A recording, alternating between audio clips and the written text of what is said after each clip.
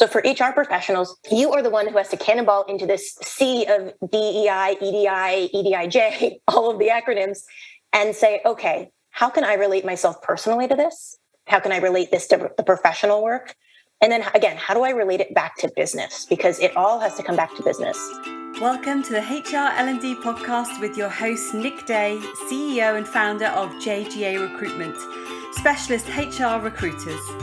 Tuning into the HR L&D podcast will help you to discover strategic growth concepts, leadership development strategies, and the values and behaviours that drive organisational change and success. Together, let's empower our workforces, diversify our thinking, and achieve significant HR success. Hello and welcome back to the HR L&D podcast. My name is Nick Day, founder of leading HR recruitment agency, JGA Recruitment, and host, of course, of this beautiful HR L&D podcast. Now, remember, if you love the show, please do review it, share it with all of your HR colleagues, all of your learning and development friends, shout about it on LinkedIn, and hit that subscribe button so you never miss a future episode. Right, on to today's fantastic guest. I am joined today by Jess Osrow. Now, she's an all-round HR go-getter who possesses over 10 years in HR, recruitment, DE&I, and L&D. Currently co-founder of the Rise Journey, she's also head of learning and organizational development at a mental health startup.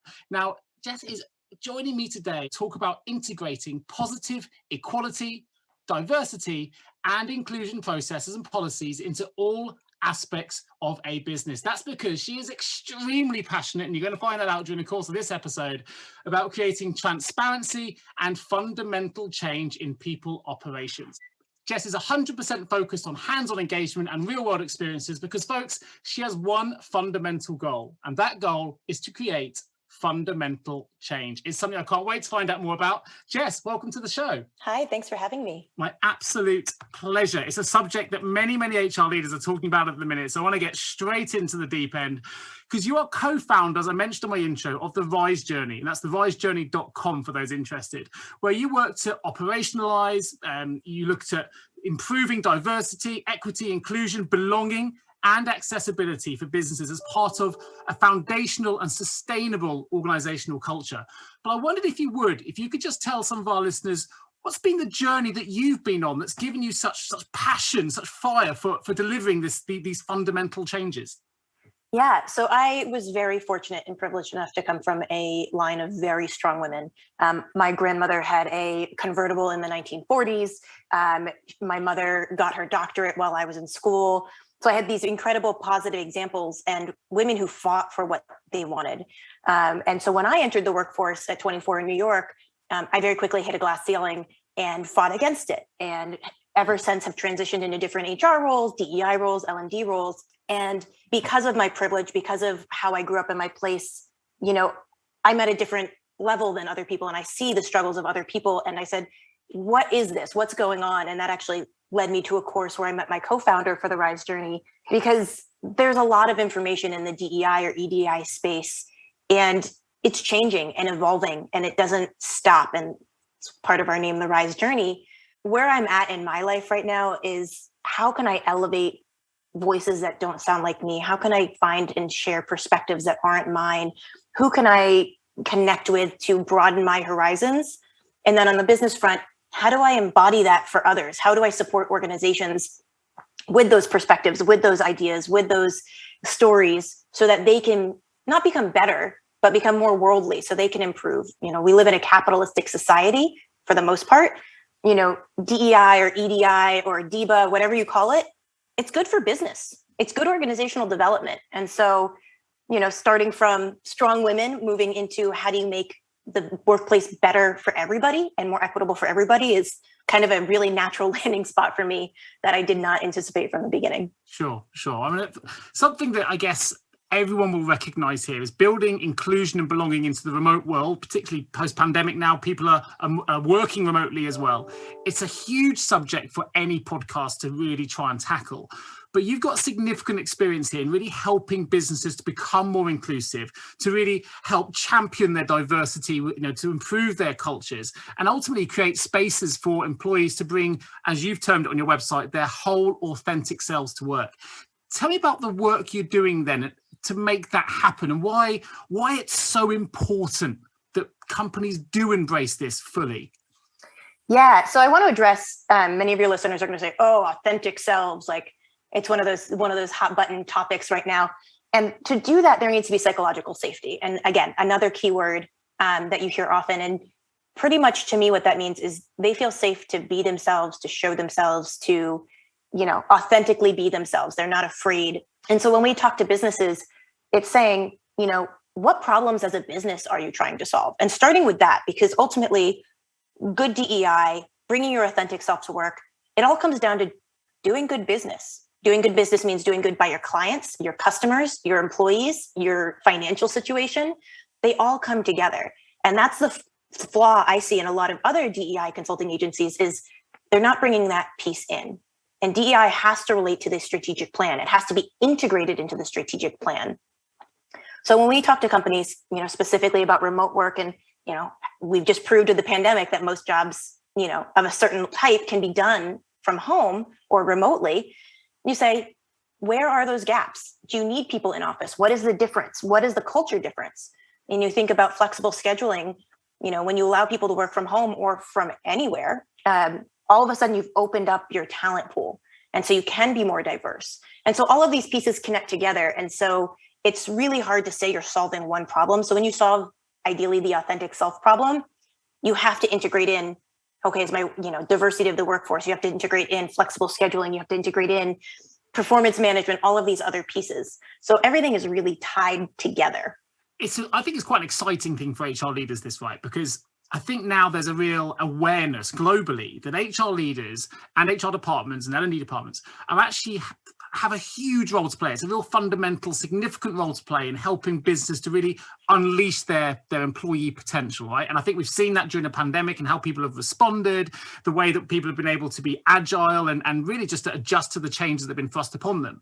And I guess they've probably never been worked harder either than they are right now with all the different things that are going on, the new worlds of working, the future of work and all that goes with it. So what would you say are the kind of the fundamental foundations that an HR leader needs to consider if they really want to start embedding a positive ED&I culture within a business? Are there some simple steps or I guess, what are the stepping stones they need to start embracing to start getting those things in play? Yeah, I think to not be afraid to be wrong and to just have your eyes and ears open.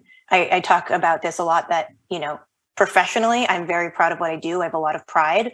But personally, if I get something wrong and I fall on my face, I'm going to talk about it. I'm going to share that with clients, with friends and podcasts. I have been the perpetrator of microaggressions. Of course I have. I'm human. Everybody has. And so as we can normalize unconscious bias as just something that is part of us, it's part of how we grow up. We can't ever fully remove it. All you can do is be aware of it. Microaggressions. When I was younger, I lived on the island of Grenada, which is a island full of Black people, of different immigrants from different were colonized over by the French and the Spaniards and the English. And I was 16, and when I came back, I was like, oh, I want to dance like a Black girl. Oh, I'm an inside out Oreo. Like all of these things, which are distasteful, but also depending on who you're talking to, are microaggressions. I was 16. I was an idiot, but it's taken time for me to look back and reflect on that. But I can talk about that because that's not who I am today, but that's also showing my growth and learning. And hopefully somebody else can take that and look back at their own past and growth and learning.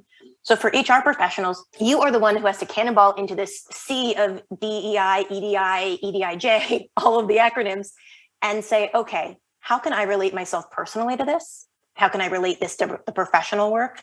And then again, how do I relate it back to business? Because it all has to come back to business. I hope that any C-suite doesn't expect their HR professional to become a DEI expert, period, let alone overnight, which a lot have, especially with the social injustice that has been going on in the world for centuries. But, with the murder of George Floyd, especially recent in the US, and, reach out to people. If you don't know what's going on, there are a lot of HR communities. I'm a part of like 8 of them on Slack that are just open for HR professionals. And it's a great place to go and just say, I need help with this, or search the archives for content. People are very willing to give and share, especially HR professionals. And that goes so far in just saying, okay, I can take a deep breath. I have something to go on. Okay, I have the intro course, or I have the connection to a consultant, or I just have somebody I can hop on the phone with. Sure. I have been doing for over the last 2 years, actually, since the pandemic started.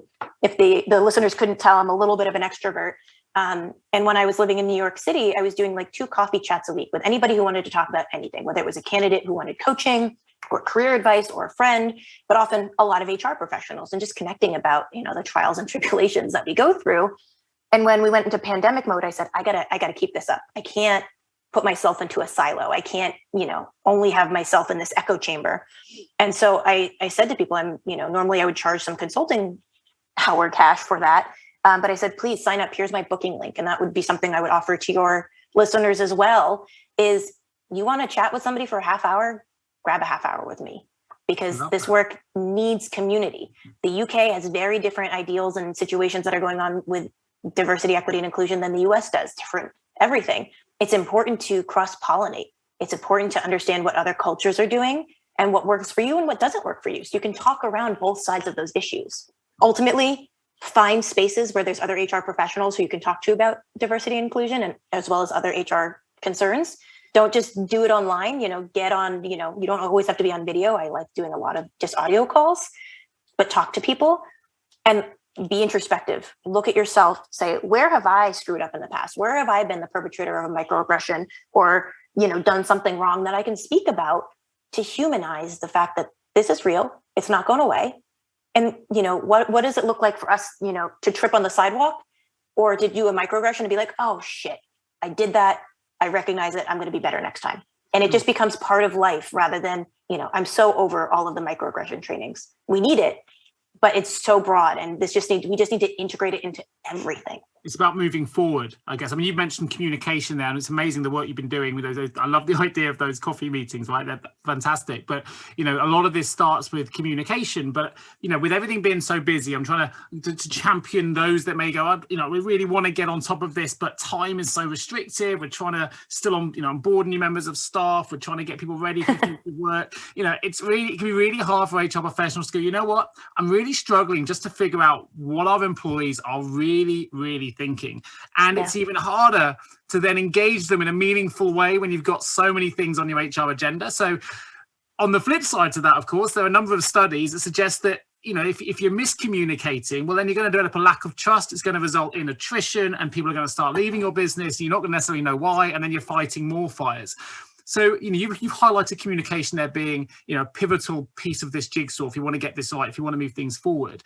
So what steps would you recommend an HR leader take if they want to start delivering meaningful and engaging change to their employees that maybe they don't fully understand what they're thinking at the minute? You have to be transparent. At the Rise Journey, no ego and transparency are 2 of our values. And we come at that because if we are working with clients and we don't know, we say that. We say, we don't know. We're going to go back to our think tank and we're going to find answers. And HR professionals can do that too. They do have to be in alignment with the C-suite or whoever the leadership team is and say, here is where we're at. We are brainstorming a way forward. We don't know what it is. In 2 weeks, we're going to get back to you and we're going to send out a company-wide email and we're going to let you know what's going on. Rather than BSing your way through it, just be honest and say, here's what we're doing. Here's what we're thinking. Here's the group that's meeting to talk about it. And we will have next steps for you. I don't know what's going to be in those next steps, but we will have next steps for you in 2 weeks. And then live up to your timeline. Always give a deadline, always give a timeline. Because in that case, the worst case scenario is in 2 weeks, you say, here's how we've progressed. We need another 2 weeks. And in 2 weeks, we're going to give you another update. And that's fair. Everybody's going to say or treat harshly, especially HR. HR gets a bad rap always. But the more, again, human you can be, the more honest you can be about what's going on and where you're at. For the most part, employees don't expect the HR professional or the C-suite to save the world. They just want to know that something is being done. They want to know how they can have impact as employees and how they can do their part. A lot of the DEI stuff can be scary, especially, I am a white woman. I had a lot of white guilt for a very long time. There are still times when that creeps up, and that's a human thing. And if you're feeling it, your employees are probably feeling it. So just be honest with them. And there is a level of transparency that you can't have. You don't want to go in and you don't want to out somebody or kind of de-anonymize a survey or anything like that. De-anonymize. But it is important to be transparent. And I'll say that 100 times probably during this podcast. And it matters, and it goes a really long way. If I was playing a little bit of devil's advocate here, and there is an example I'm thinking of at the back of my mind. So I don't know if this reached your side of the water, but there's an international brewery in the UK who have been giving a message of being this inclusive, amazing brand, and the marketing was fantastic. And then almost out of nowhere, an open letter, which a number of previous and existing employees had signed and agreed to, kind of outed it. It kind of said, actually, what you're seeing from a marketing consumer angle is this, but the reality is they're treating employees like this and they're worlds apart. The reason I highlight that example is, what if you're an HR leader listening to this now and you go, you know what, I want to find out what people are thinking, but actually I'm kind of fearful for it because we're probably not a business that is where it should be. And I'm kind of scared of some of the responses we're going to get back. Like, we want to address it, but there's also a bit of us that doesn't want to kind of open the hornet's nest, for want of a better word, which has kind of happened with this particular example. And I have to say, I would not want to be the HR leader trying to be in amongst this as it's happening right now. But what would you say to those people who, they're desperate to make change? You want a more inclusive culture. You want to do things, but for one reason or another, you know inside yourself that probably you haven't been given a good account of it as a business, not these individuals personally, and therefore you're scared of the response. How do you approach that? If you have the ability to professionally get out of HR, that's one thing you should consider. HR is dealing with tough shit. Yeah, that's part of it. And it's unfortunate. You get to deal with a lot of great pieces. I get to coach people. I get to talk to them. I get to help them learn and grow. But there's always a flip side. And I think really transparently, again, if you can't handle that, if you have the ability to find a different job, whether it's the same employer or a different employer, you should consider that, because this is the hard stuff. This is also the stuff that's going to be brilliant when it's done well and progress is made. If you are ready to dive in, even if you're scared, recognize that when you do a survey, and almost every project that we do at the Rise Journey starts with an engagement survey, whether of the companies or one that we do, to find out what people are actually thinking, both quantitatively and qualitatively.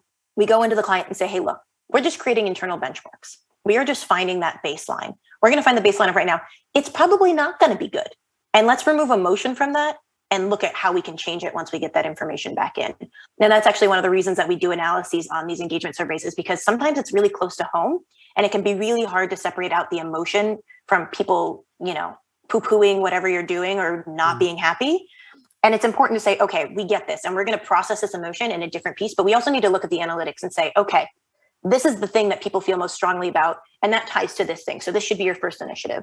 Versus over here, there's another thing, you want to diversify leadership. That's something that comes up all the time. That's not something you're going to do in 3 months. Diversifying leadership or C-suite is going to take 12 months or more, but you can start planning and you can start talking about it transparently, and you can show the strategy to your people. And that all comes out of that engagement survey.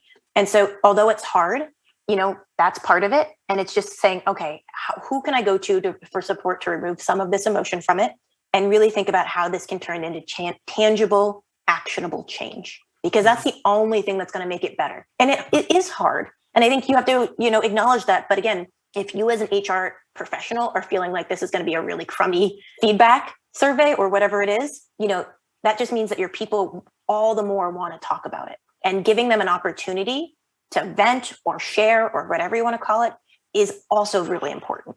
Just giving them that space and an anonymous capacity relieves some tension. It just kind of lets them get the breath out and then be transparent about the next steps and timeline. But that is also important, just to give them a space. And depending on your culture, that may be more normalized. Americans tend to be very outspoken about things. So for those who aren't as outspoken, for those who aren't sure, for those who are afraid and can't be their authentic selves at work, or where there isn't psychological safety, those surveys and places for feedback are so vital to just keep that group engaged, because that is an element of engagement. And that's important to know, because, if nobody fills out your survey, you might as well fire everybody. They're gone, give them severance and let them go, because they're not engaged. If they're responding on the engagement survey, that means they're there. They want to improve. They want to get their voice heard. So the element of that is, okay, these people want change. How can I embolden them? How can I help them? How can they be a support? How can I involve them to be part of the change? Even if it's small, even if they own one piece of it. And that's part of building DEI into everything, is everyone is an owner of DEI. The HR person should not be the sole owner of DEI. Because I think there was probably a collective group of everyone listening to this agreeing with you when you open that answer with, HR have to deal with some tough shit, right? And I think everyone's gone, yes, we do, especially right now. So, first thing, you've got everyone on board at that point. But actually, listening through what you said, that proactive approach that you've mentioned, you made that project go from being scary to sounding really, really exciting. And I think if you approach it with that angle, that passion that clearly you have in abundance, actually the outcomes of that project should far outweigh the risks or the potential, disgruntlement, if you like, that may come first. Because I think, as you say, change happens if we approach these things proactively. And you mentioned there, diversity, if you're changing the diversity makeup of your business, it's not going to happen in 2 or 3 months. Well, you're now talking my language. I'm a recruitment professional, and I know that hiring, retaining the right people is absolutely essential if an organization really wants to implement and create a diverse and inclusive culture, right? That aligns with the values that you've talked about as well. But from your perspective then, if we're talking about, improving the diversity of your C-suite or whatever it is across the business, really, that process, where does it start? If it takes 12 months, maybe longer, we want to start changing the makeup of our business. We want more diversity in thought as well, which is equally as important to generating better results, which all the studies show. Where does somebody start? Because I know there's a lot of information out there at the minute about diversity recruitment and pipeline planning. I don't know if everyone really knows what it all means. So when I think about diversity internally at organizations, I think of 4 pillars. The first one is brand and recruitment. How are you recruiting people? What does your brand say? The marketing of it. Technology and product. How is your technology and product addressing DEI? Is your product diverse? Is it accessible? All of those pieces. You have internal culture, engagement surveys, what's going on inside. And then you have corporate social responsibility. And so what are you doing externally? How are you supporting? I don't know any company that is going full steam ahead with all 4 pillars at the same time. Okay. This is about finding and using those engagement surveys and other tools to say, what is most important? What are our short-term wins? Those low-hanging fruit that we can just say, okay, we can run an engagement survey. That's a short thing. We can do it and get it done. Versus we want to hire a person of color to our board. That's a long-term thing. So figuring out within those 4 pillars, or if you have additional pillars, like add them to it. This is by no means, the only way to look at it, but putting things in those pillars, aligning them with your goals, aligning them with your values, aligning them with your strategic plan for whatever your company is doing, and work that. I think at the same time, if you are working to actively recruit more folks of an underrepresented background versus diverse talent, that's not really a good way of saying that. I wouldn't want to be called diverse talent. I don't know anybody else who would. Is also looking at the demographics and the makeup of your current organization. You might say, we're really white, which is a very standard thing we hear from clients. We're going to focus on people of color, really broad, and start with one and find tools and ways and a pathway forward. Experiment, say, okay, we're going to try these 3 job sites. We're going to track funnel metrics. We're going to update our ATS so that we can track these things, et cetera, et cetera. We're going to do a push for asking people for their demographic information if you're allowed to do that, so on and so forth. And then say, okay, in 6 months, has it worked? Are you looking at the numbers and say, actually, our strategies have really worked up until this point. So now that we've done this, we're going to keep this in place and we're going to pivot a little bit and say, we want to focus on folks with disabilities and recruiting folks with disabilities. And so while you're keeping steam on and assigning an owner to keep going on the, BIPOC or people of color column, you're now focusing on another one and using the tools and using the things that the wins of that process to a new underrepresented group, and so on and so forth. And so you can take small bites. You don't have to say, oh my God, we have to become diverse tomorrow. That's going to be your downfall. Look, baby steps and take small bits. At the same time, if you are recruiting for folks that don't look or sound or feel or are like your current demographics, you must also work on that internal culture piece. You can hire, for example, all the Black folks in the world. And if you don't have a culture that sustains them and feeds them and grows them and challenges them and engages them and promotes them, they're going to go right out the door. And it's going to be a lot of wasted cost. If they are engaging an external recruitment agency, which sometimes that's good and necessary and helpful, don't waste that money that you spent on recruitment by not focusing on that retention piece and that engagement piece and that growing piece. And this is where good DEI is good HR and organizational development, because to retain them, you need to focus on your performance reviews, focus on your one-on-ones. You need to focus on, are our pay raises and promotions equitable? Are we tracking the demographics of those? When you look at your tiers of your company, your levels of your company, are those levels diverse? Because that's a huge part of diversity. A lot of our clients say, oh, well, all of our Black folks, and again, I default to race, but all of our Black folks are in the bottom 2 tiers. That's not diversity. That means you have a bunch of Black folks who are in level positions, and you're probably not putting the emphasis on how to grow them and how to mentor them. So you have to look at all these different facets of it, but you tackle one thing at a time. So if you're saying, okay, we want to hire people of color, maybe even go niche that. We want to hire Black folks, and we're going to advertise on blackjobs.com and POC in tech. And then at the same time, you say, okay, we ran our engagement survey and it said that people want more mentorship. So we're going to work on building out a mentorship program, and we're going to make sure it's diverse, and we're going to make sure and this is how we're defining diversity.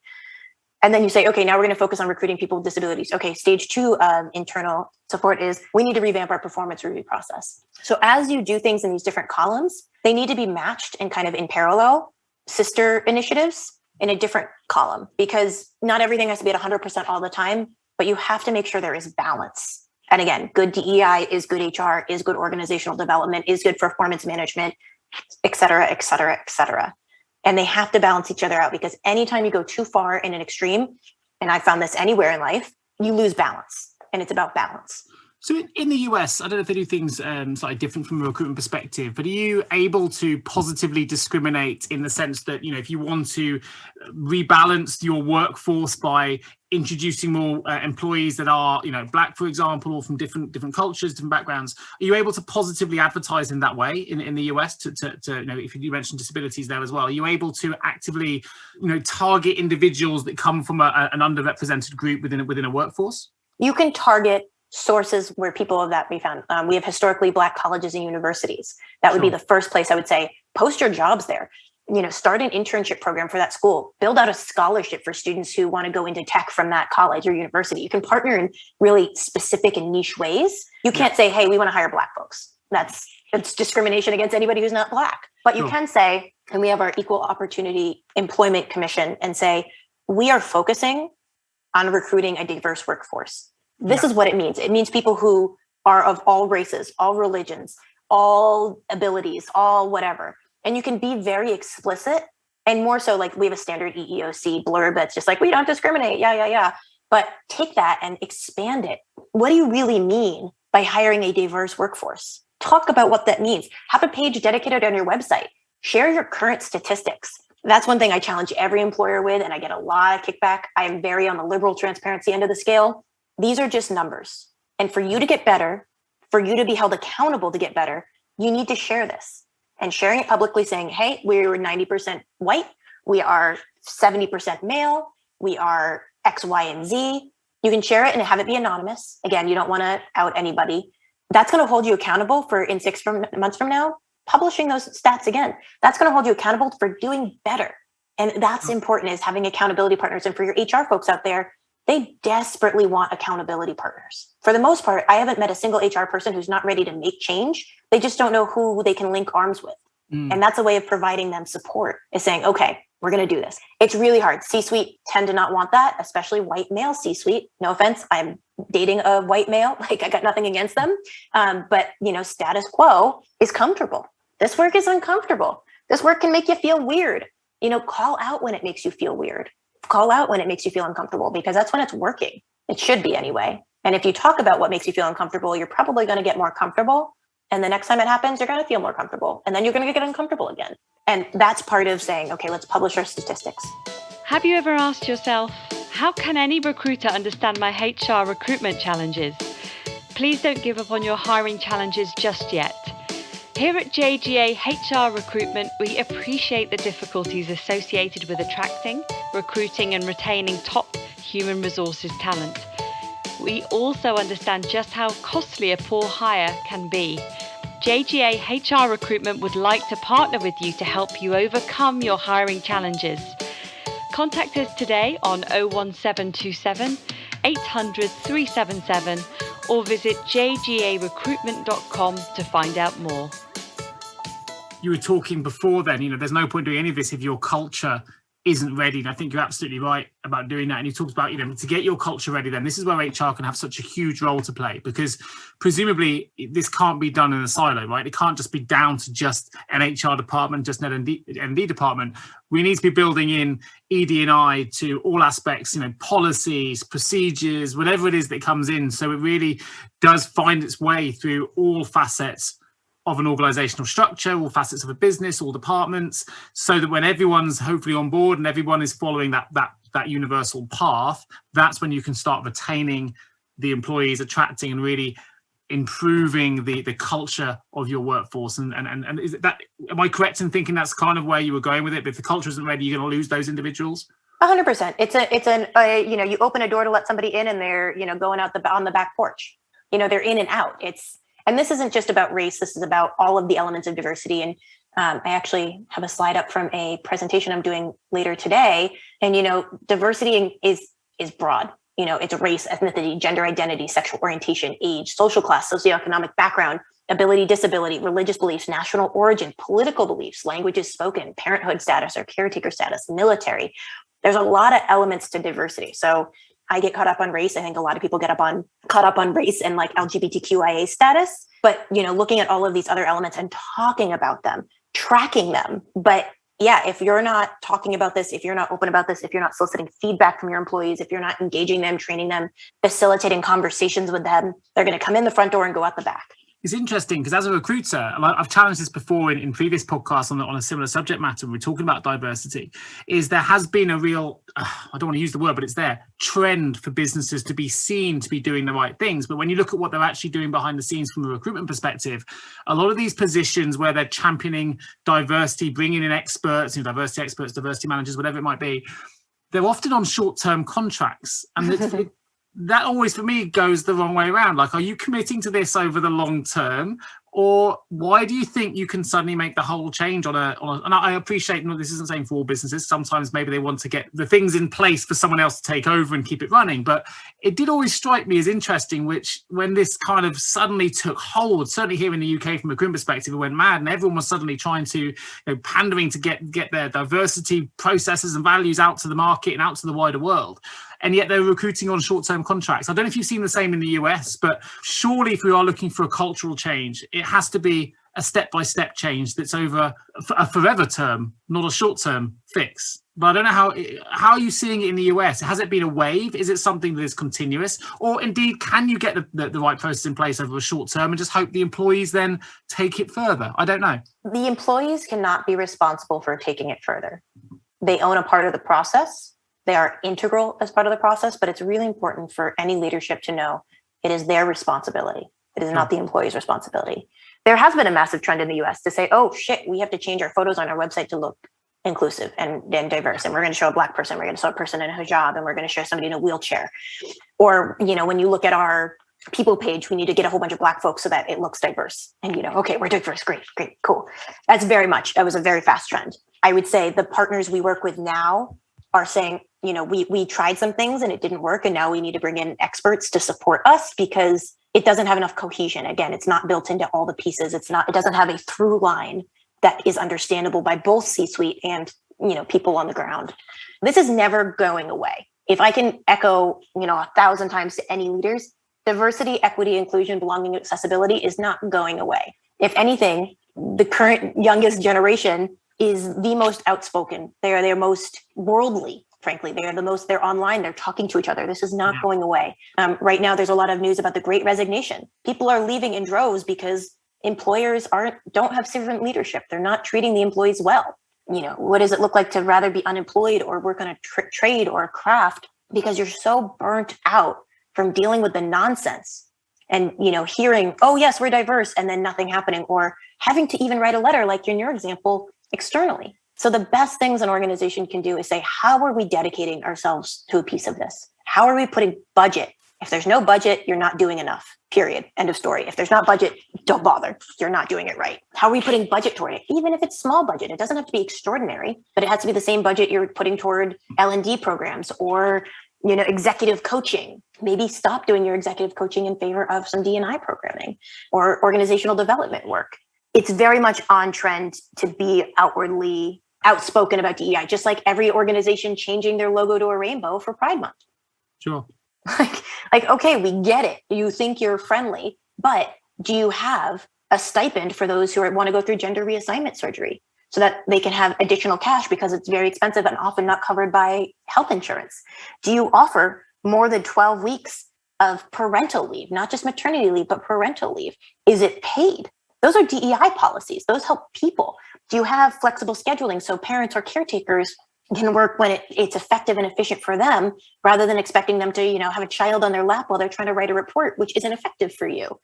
And so thinking about these things, again, that enable people.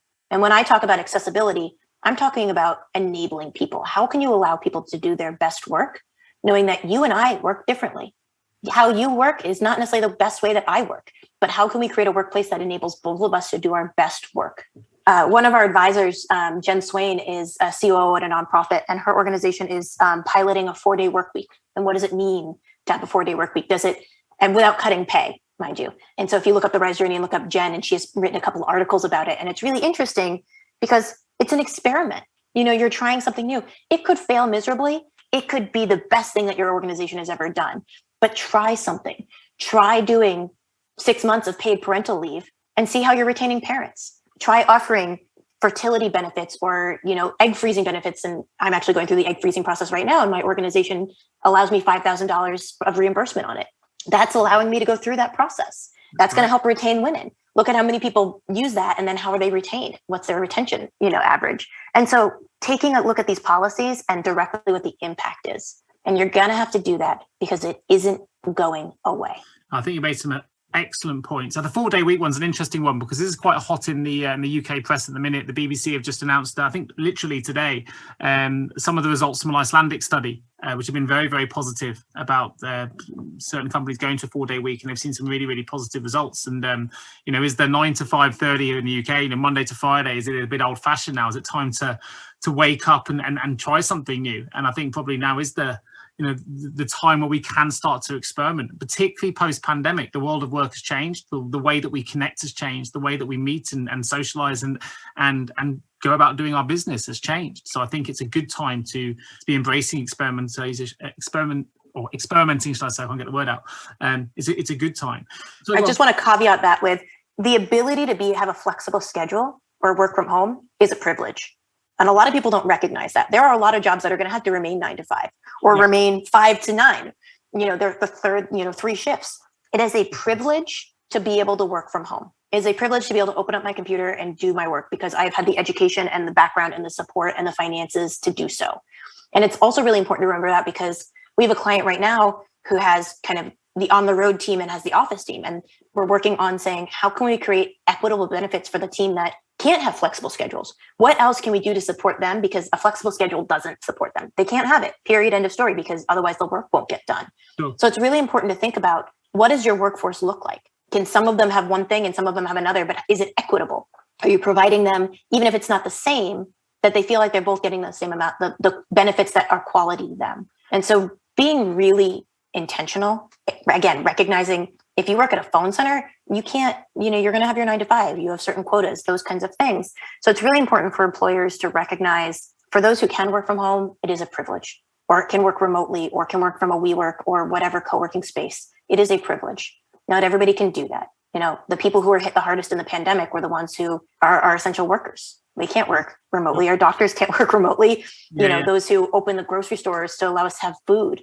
So it's also really important to recognize that flexible scheduling is not the end all be all, but it is important. And it is a piece of the puzzle. But you have to look at what your group looks like and feels like and sounds like and does in order to figure out what diversity DEI works for you.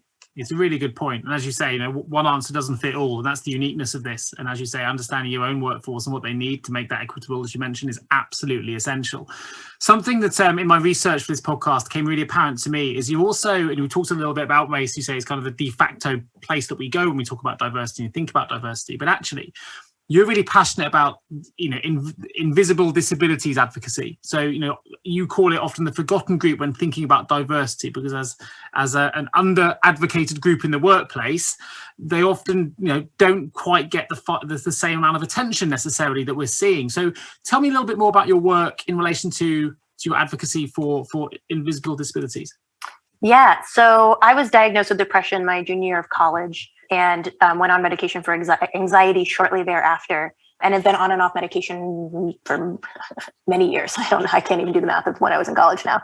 And I actually didn't consider myself disabled until about 4 or 5 years ago. I had been broken up with my long-term boyfriend, was totally brokenhearted. I had a bad review at work, which I felt was due to unfair practices and mismanagement by my manager. Was very unhappy. Felt it was a toxic work environment and was really at the end of my rope. And turned to one of my communities called Dreamers and Doers, which is a private women's network, and said, who else is feeling like me? Who else is just like totally burnt out at work and the workforce is not working and all of these things, and I'm just exhausted and nobody's talking about this. And within 24 hours, I had 50 comments from women being like, I feel this way too. Don't worry. This is the reason I left the workforce. This, that, the other thing, just tremendous outpouring of support.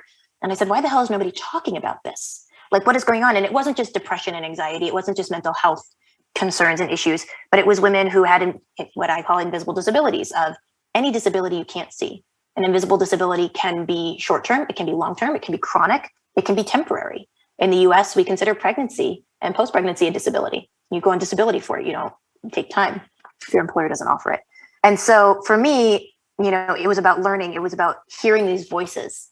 And so I ended up doing some research and writing some posts and sharing about, why, ultimately that women are leaving the workforce in droves. The women that have invisible disabilities, they need their female communities, their women-centric communities, because it was the only safe space. It was the only place where they had psychological safety, where they could bring their authentic selves, even if it was a hurting authentic self like I did. And that they had to create skills out of thin air because they had to create coping mechanisms.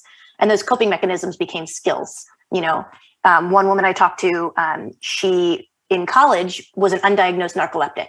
And so she kept falling asleep in class, and her professors would kick her out of class and yell at her and say, like, stop partying. If you're partying this hard, you don't deserve to be in college, and berated her for it. And so she had to figure out how to learn all of her studies by herself with the textbooks, pre really fast, solid internet.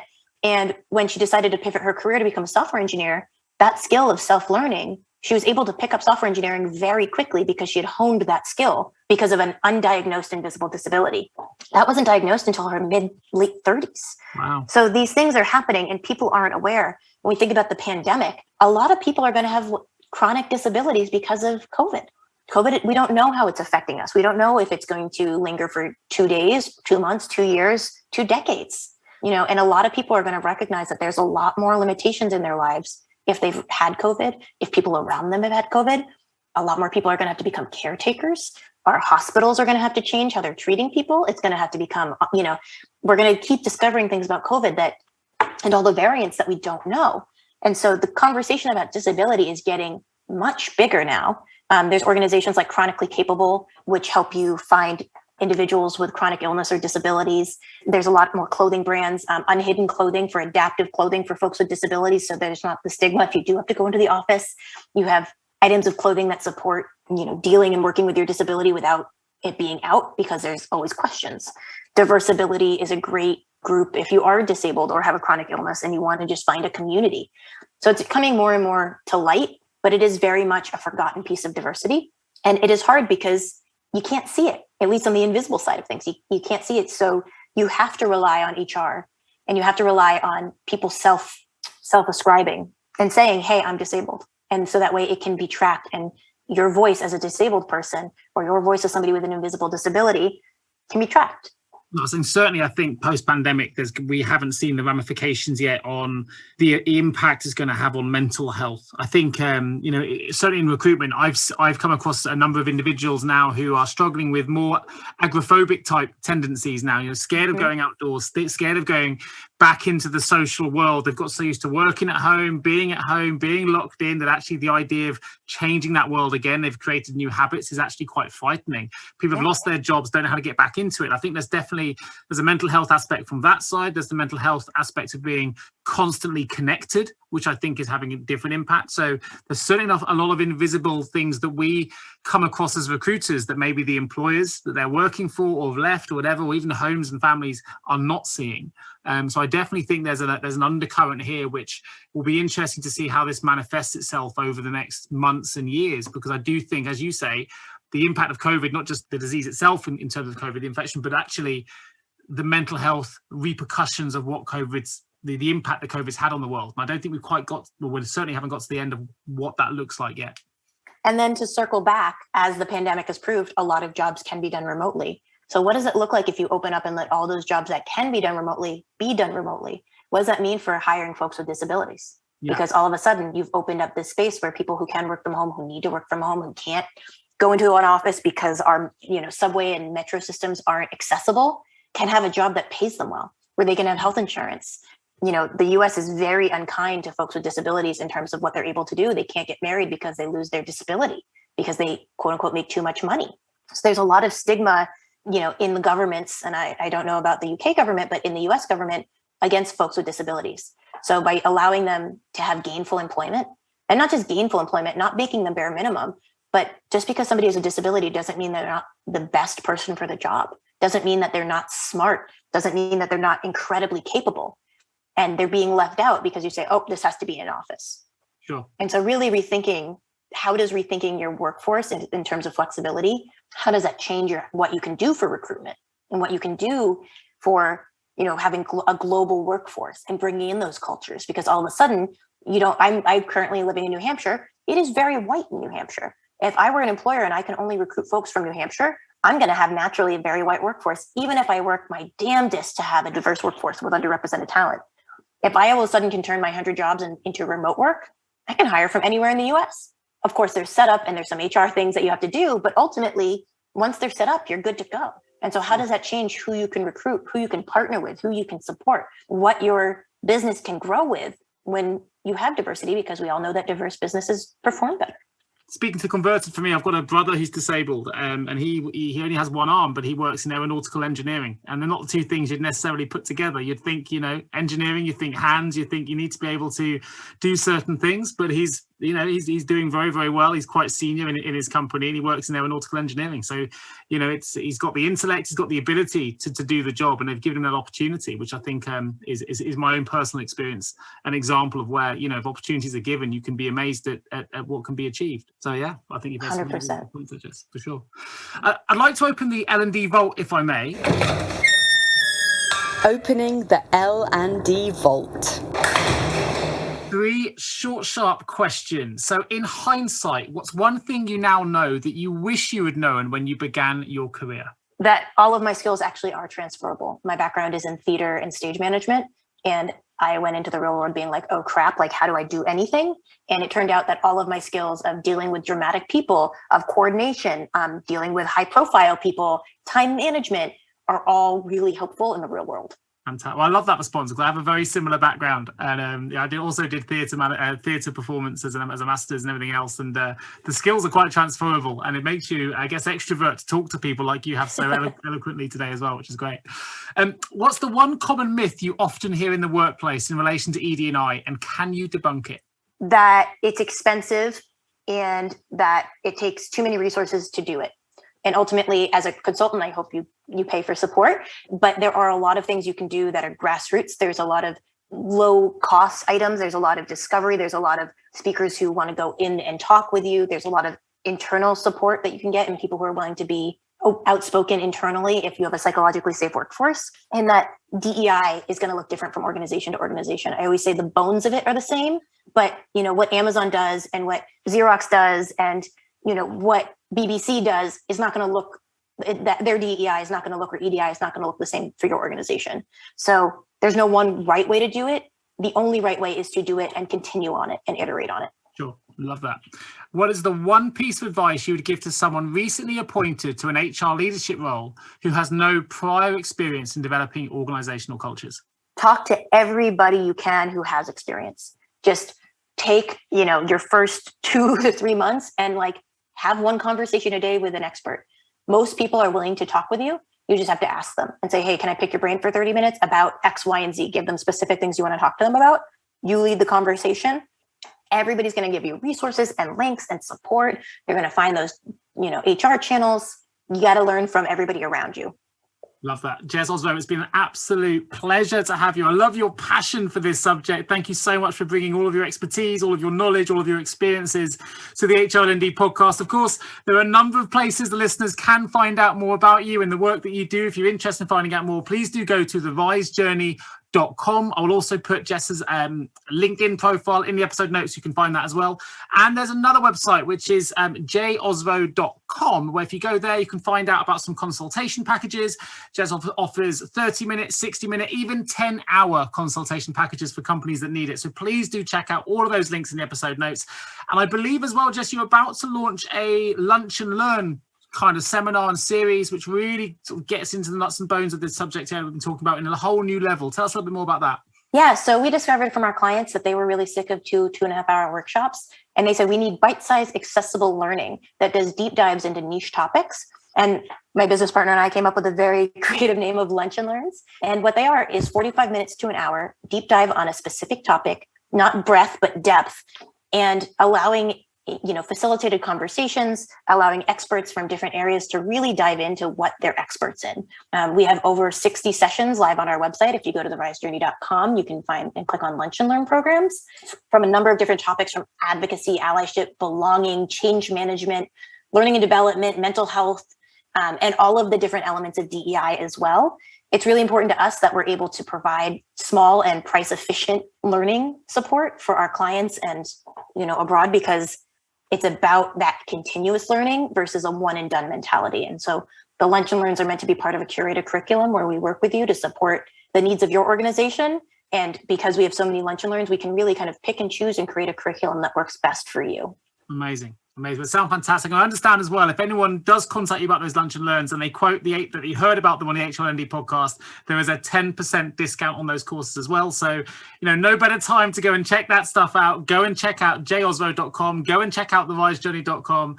Really deep dive into this information, because Jess has so much to offer. So please do check out those links. You will not be disappointed, and you'll take everything we've discussed today to a whole new level. Of course, if you are also an HR L&D professional listening to this podcast and you need support with an HR or L&D related vacancy, then please do give myself or my team a call. You can catch us at www.jgarecruitment.com.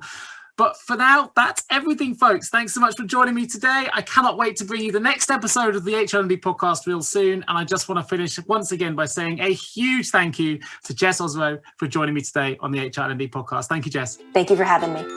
Thank you so much for tuning into the HRLND podcast with your host, Nick Day, CEO of JGA Recruitment Specialist HR Recruiters. If you need any help with the current HR or L&D vacancy, then please get in touch with Nick and his team. All contact details can be found in the episode notes. In the meantime, to make sure you never miss a future episode, please subscribe to the show through any of your favourite podcast channels. Till next time.